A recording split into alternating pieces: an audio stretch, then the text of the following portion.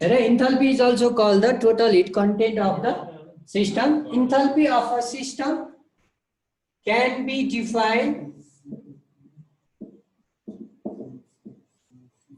Enthalpy of a system can be defined as the sum of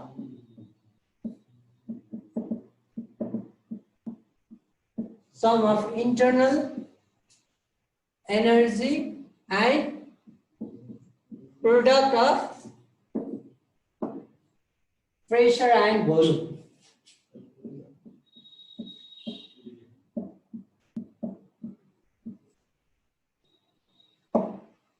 Mathematically,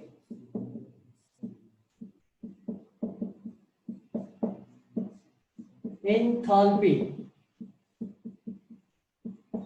it is represented by H.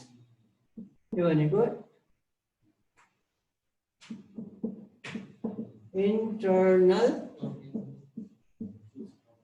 energy E plus pressure C into volume, right?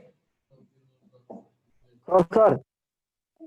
Okay, that is Sir.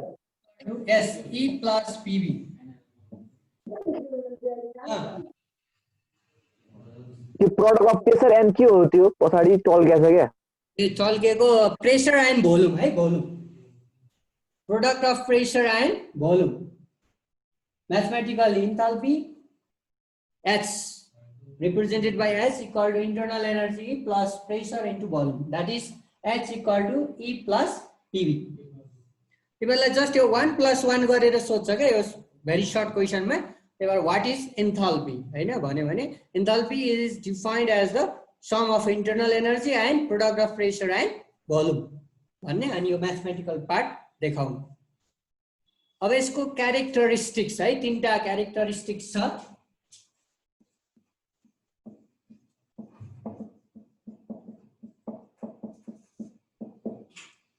Characteristic. अब यो internal energy को जे थियो exactly त्यही हो. Characteristic of enthalpy भन्यो भने first मा it is a state function. है enthalpy is a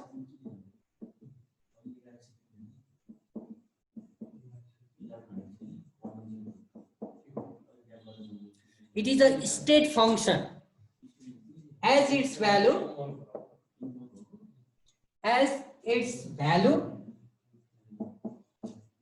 depends on initial and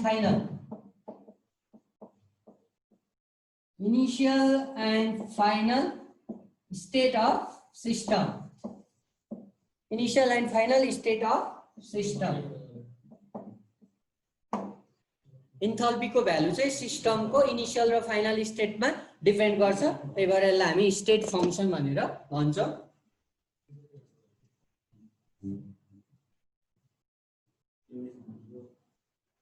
त्यस्तै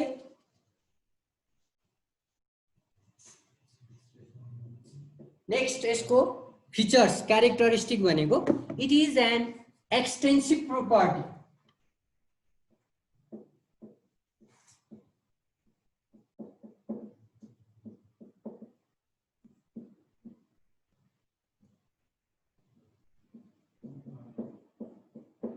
It is an extensive property as its value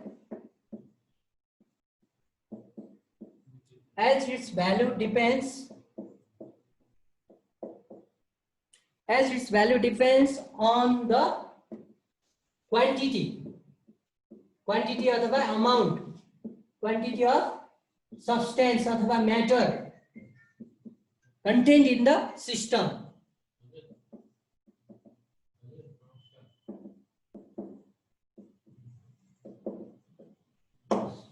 System. र यसको लास्ट थर्ड प्रोपर्टी भनेको द एब्सोल्युट भ्यालु भनेको यसको एक्ज्याक्ट भ्यालु है. The exact value of enthalpy of a system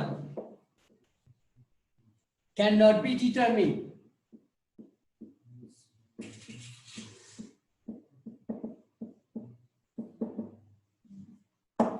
हामीले यसको exact value determine गर्न नसके पनि सिस्टममा कतिले इन्थाल्पी चेन्ज भयो the change in enthalpy of a system can be determine but the change in enthalpy change in enthalpy of a system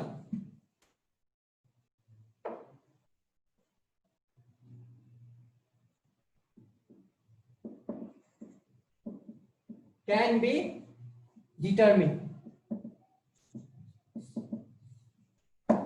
अब that therefore change in enthalpy भनेको के हो त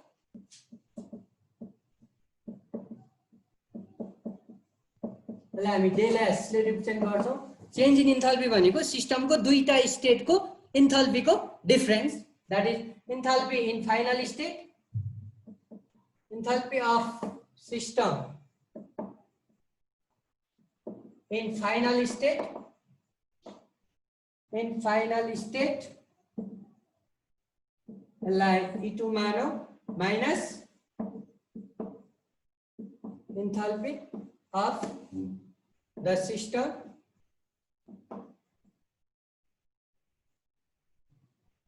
at initial state.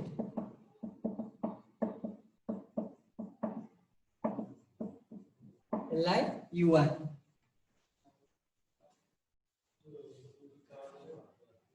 Therefore, change in enthalpy del E भनेको के रहेछ E2 minus U1. Del H होला नि हैन del H equal to del H यो इन्टरनल एनर्जी भयो त्यही त del H h2 minus h1 h2 minus h1 2 minus h1 representation उल्टो भयो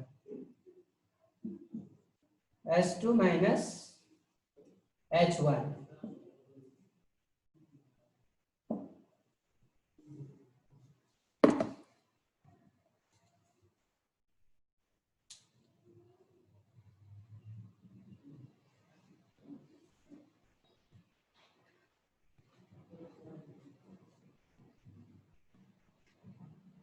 ओके अब हामीले डिफरेन्ट फिजिकल प्रोसेस र केमिकल प्रोसेसको लागि इन्थाल्पी चेन्जलाई चाहिँ हामीले डिफाइन गर्छौं त्यसपछि अब केमिकल रियाक्सनको लागि इन्थाल्पी चेन्ज कसरी क्याल्कुलेट गर्ने है हाम्रो मेन पार्ट भनेको how to calculate the enthalpy change that is heat change in a chemical reaction त्यो कुरा हो यो च्याप्टरमा हामीले चाहिँ इक्वेसन सल्भ गरेर है विदाउट युजिङ म्याथमेटिकल रिलेसनशिप हो only by using the chemical equation we can calculate the enthalpy change हामीलाई केही इक्वेसनको इन्थाल्पी चेन्ज थाहा भयो भने अरु अननोन इक्वेसनको पनि इन्थाल्पी चेन्ज हामीले निकाल्न सक्छौं by using Hess law of constant heat summation हैन हेन्सले चाहिँ एउटा फर्मुला अथवा ल डेभलप गरेको छ त्यो ललाई हामीले युज गरेर केही केमिकल रियाक्सनको इन्थाल्पी चेन्ज एक्सपेरिमेन्टली पत्ता लगाइसकेपछि अरुको चाहिँ थ्योरेटिकली नै क्याल्कुलेट गर्न मिल्छ के त्यो रिलेसन हामीसँग छ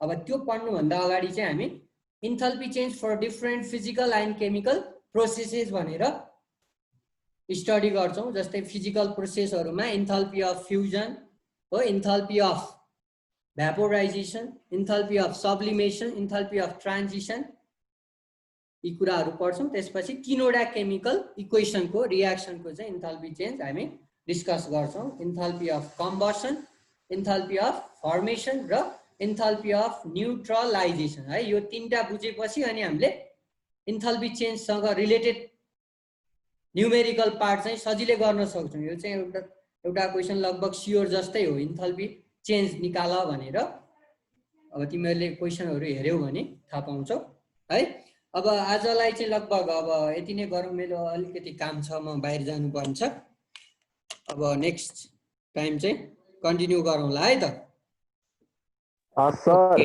ल के छ तिमीहरुलाई यसरी पढाउँदा ठीक हुन्छ कि घरबाट पढाउँदा ठीक हुन्छ यसरी ठीक नि सर यसरी पढाउँदा ठीक छ सर ए ल ल ल हामी अब कन्टिन्यू यसरी नै पढाउँछौं तिमीहरुलाई यही आएर हस् ल ल अलि नजानेको कुरा नि सोध्न सजिलो हुन्छ यो बोर्डमा लेख्ने त है त ओके सर त्यो होस्टले इन गर कहाँ गयो अनुपे? By by sir.